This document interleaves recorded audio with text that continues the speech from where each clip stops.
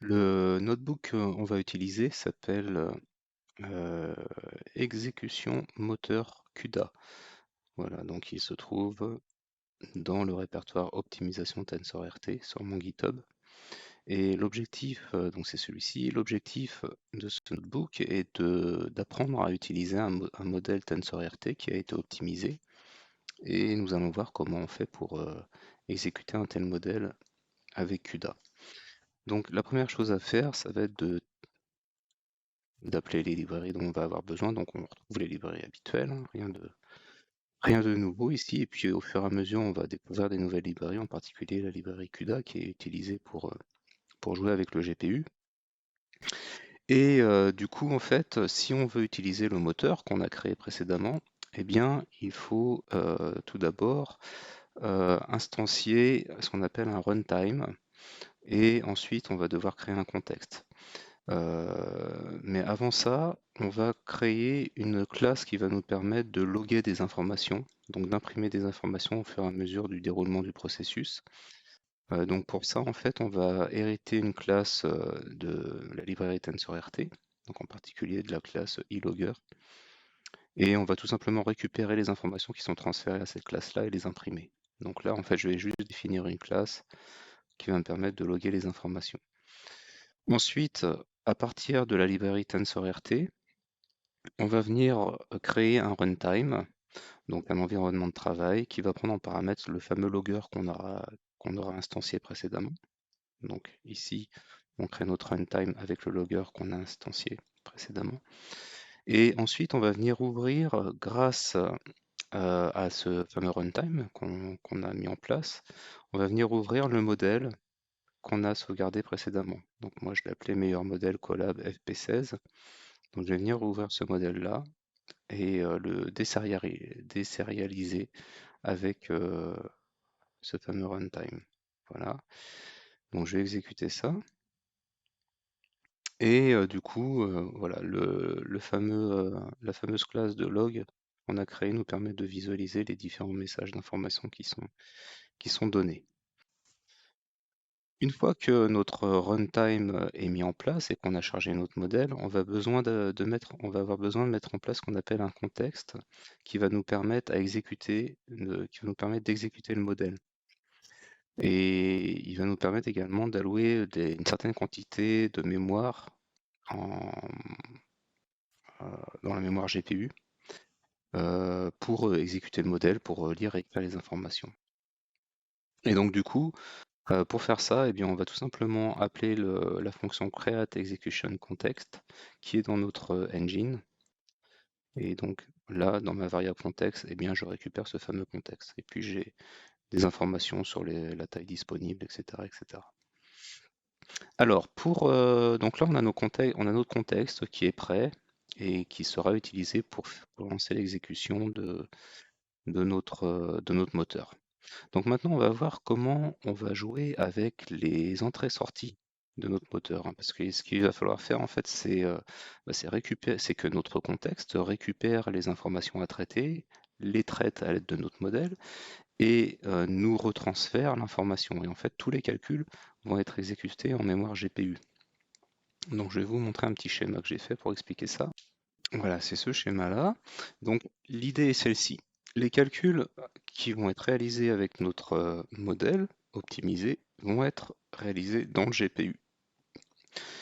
Et donc du coup, on va devoir avoir un espace mémoire dans le GPU qui va permettre de recevoir les informations à traiter, donc notre fameuse image à traiter. Cet espace mémoire, dans le code Python qui suit, je vais l'appeler Input Device Memory, Input Device Mem. Les calculs vont être effectués dans le GPU et le résultat des calculs va être écrit dans la mémoire GPU. Et dans la mémoire GPU, eh bien, je vais appeler ma variable output device mem. Donc ça veut dire que dans le GPU, on a deux espaces mémoire à réserver, un espace mémoire pour recevoir l'entrée de notre modèle et un espace mémoire qui va recevoir la sortie de notre modèle. Ensuite, le truc, c'est qu'il va falloir jongler entre l'espace mémoire de l'hôte, donc de notre Linux, qui peut être un espace mémoire sur le disque dur, le CPU, etc., et l'espace mémoire du GPU. Et en fait, ce qu'on va faire, c'est que la donnée qu'on souhaite traiter, donc notre image qu'on souhaite traiter, on va tout d'abord l'enregistrer dans un espace mémoire de l'hôte, c'est-à-dire dans le CPU. Cet espace mémoire a la particularité d'être un espace mémoire paginé qui est verrouillé. Un espace mémoire paginé, c'est un espace mémoire qui est réservé à certaines applications. Et on dit qu'il est verrouillé parce qu'il ne pourra servir qu'à faire ça. C'est-à-dire que cet espace mémoire que j'ai appelé ici input host mem est un espace mémoire qui sera dans l'hôte et qui ne servira que à faire ça, que à enregistrer les données d'image que je rentrerai. Et une autre application ne pourra pas venir utiliser cet espace mémoire. Ça permet de protéger les données. Donc on dit qu'il est verrouillé. Donc une fois qu'on aura chargé notre tenseur d'entrée dans cet espace mémoire, dans notre hôte, eh bien, on va transférer les données vers l'espace mémoire d'entrée de la RAM dans le GPU. Donc, du coup, notre donnée arrivera dans l'espace d'entrée input device mem. Le calcul va être fait. Le résultat, comme on l'a dit juste avant, va arriver dans output device mem. Et ensuite, pour récupérer les résultats, eh bien, il faudra retransférer le contenu de la mémoire du GPU qui s'appelle output device mem, il faudra retransférer ça vers un nouvel espace mémoire sur l'autre, qui servira à récupérer la donnée. Et du coup, on aura le résultat de notre calcul. Donc du coup, il nous faut 4 zones mémoire. Il faut 2 zones mémoire allouées dans le GPU, une pour l'entrée du modèle, une pour la sortie du modèle. Et il faut 2 zones mémoire allouées sur l'autre, une pour l'entrée des données et une pour récupérer la sortie. Donc c'est toutes ces étapes-là que nous devons faire. Et ces différentes étapes je les ai résumées ici. Voilà. Donc tout ça, ça reprend ce que j'ai expliqué. Alors tout d'abord, on peut regarder un petit peu à l'aide de la librairie CUDA des informations sur la mémoire disponible dans le GPU. Donc là, on nous dit qu'on a 4 Go à peu près en tout. Et ici, j'ai 863 mégas de libre. Donc ici, j'ai redécrit les différentes étapes qu'on va effectuer. Et du coup, ce qu'on va commencer par faire, c'est récupérer des informations relatives au format des tenseurs qu'on va utiliser. Donc ici, en fait, je vais récupérer les formats du tenseur d'entrée et le format du tenseur de sortie de mon moteur, donc de mon engine. Donc l'engine me dit qu'en entrée, j'ai un tenseur de ce format-là qui prend des données en format float32 et en sortie, j'ai un tenseur de ce format-là qui prend des données au format float32. Ces informations vont nous être utiles pour réserver l'espace mémoire nécessaire, comme on l'a vu, hein, dans la mémoire et dans le hôte. Le nombre d'octets qu'on va devoir réserver en fait.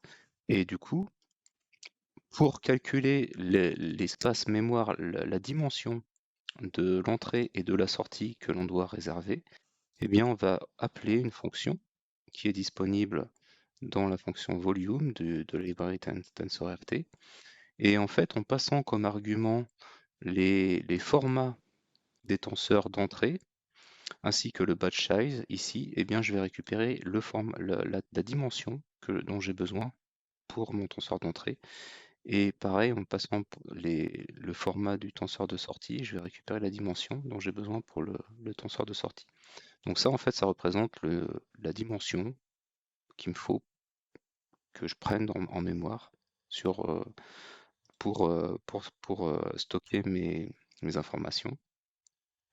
Et une fois que j'ai ces informations une fois que j'ai cette dimension, que je connais la dimension réservée, eh bien, je vais commencer par allouer la mémoire de type verrouillé sur l'autre. Donc je vais allouer mon espace d'entrée sur l'autre et mon espace de sortie. Et pour faire ça, je vais utiliser la fonction patchlocked de CUDA qui va me créer un espace vide, deux dimensions qui correspondent à la dimension que j'ai calculée précédemment, et en lui indiquant que la précision utilisée c'est du float32. Et je vais faire pareil pour l'espace mémoire sur l'autre pour la sortie. Donc ces deux lignes-là me créent en fait ces deux espaces-là, celui-ci et celui-ci. Et puis du coup, je vais faire la même chose, mais pour le GPU. Et donc cette fois-ci, je vais utiliser la fonction memAlloc qui me permet d'allouer euh, mon espace mémoire pour mon entrée et ma sortie du GPU, c'est-à-dire c'est cet espace-là et cet espace-là. Voilà, donc je vais exécuter ça. Du coup, là, mes espaces mémoire, mes deux espaces mémoire hôtes et mes deux espaces mémoire GPU ont été créés. Ensuite, pour exécuter après le modèle, eh bien, je vais avoir besoin des adresses des espaces mémoire en mémoire GPU que je viens de créer. En fait, la mémoire, c'est comme un tiroir. C'est comme des tiroirs. Chaque tiroir contient différentes choses. Et en fait, quand on va chercher une information, il faut qu'on sache dans quel tiroir aller. Et donc là, du coup, je vais venir lire les adresses de mon espace mémoire en entrée du GPU et de mon espace mémoire de sortie qui va contenir le résultat dans le GPU. Voilà. Et une fois que j'ai ça, je peux lancer l'exécution de mon modèle. Donc, avant de faire ça, je vais d'abord récupérer une image. Donc, je vais récupérer une des images que j'ai sur mon disque dur, là, donc celle-ci par exemple. Donc, c'est une image qui est dans le, dans le répertoire évitement collision ici, dans le dataset ici, et que j'ai pris bloqué, et du coup j'ai pris celle-ci, j'ai fait clic droit, copier le chemin, et puis du coup j'ai mis ça ici. J'ai passé ça comme dans le répertoire ici. Donc là je vais charger l'image.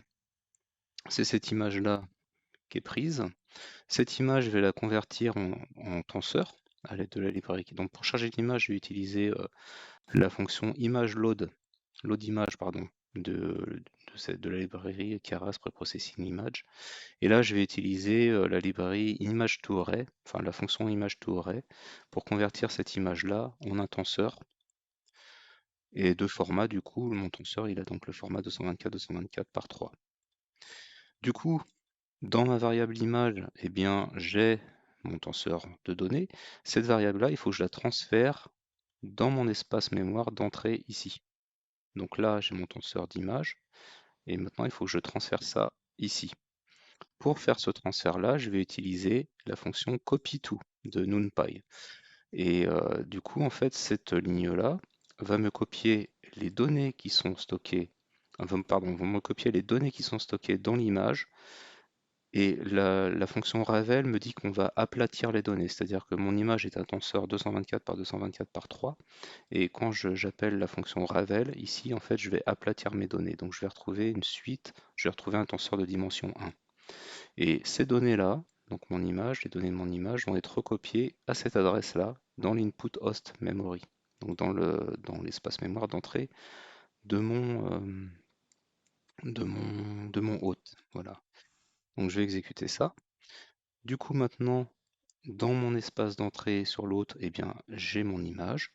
Maintenant, ce que je vais faire, je vais transférer le contenu qui est ici. Je vais transférer ce contenu-là vers l'espace mémoire d'entrée du GPU.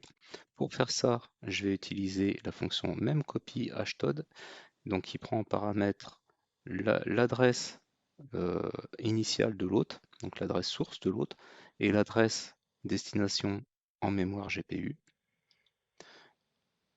Une fois que j'ai exécuté ça, du coup, mon image maintenant est contenue ici, dans l'espace mémoire GPU. Du coup, je peux lancer le calcul et le résultat du calcul va venir se stocker ici. Pour lancer le calcul, j'appelle la fonction execute de mon contexte, je lui passe en paramètre le fait que j'ai un batch size de 1, et je lui passe les adresses, les fameuses adresses mémoire qu'on a récupérées précédemment ici, les bindings, ici, donc les adresses mémoire GPU. Voilà, je lance ça. Là, il me dit que l'opération s'est bien déroulée. Du coup, le résultat de l'opération, comme je vous l'ai dit précédemment, il est là. Donc ce qu'il me reste à faire, c'est de transférer ce contenu-là vers l'espace mémoire réservé dans l'hôte pour la destination. Pour faire ça, je vais utiliser la fonction memCopy des torches, c'est-à-dire destination vers hôte, alors que là c'était H2D, c'est-à-dire hôte vers destination. Et bien là je vais faire l'inverse, je vais faire device pardon, vers hôte. Et donc du coup l'adresse mémoire device c'est celle-ci et l'adresse mémoire hôte c'est celle-ci. Donc il va me copier ce qu'il y a ici vers cet espace mémoire là et je vais afficher le résultat. Et donc le résultat qui est stocké sur l'hôte dans l'espace mémoire hôte, c'est ça. Et donc en fait ça me donne le résultat de mon moteur, à savoir la probabilité qu'ici ça soit une image bloquée, enfin, qui me dit que je suis dans un environnement bloqué, et ça c'est la probabilité qui me dit que je suis dans un environnement non bloqué.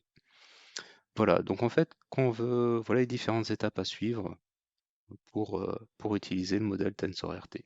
Et puis quand on a fait tout ça, eh bien, on vient libérer la mémoire qu'on avait précédemment allouée. Donc je viens libérer tout d'abord la mémoire allouée pour mes entrées dans le GPU, la mémoire allouée pour mes sorties dans le GPU.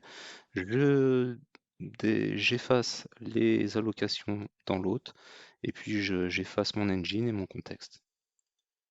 Voilà, et du coup j'ai terminé.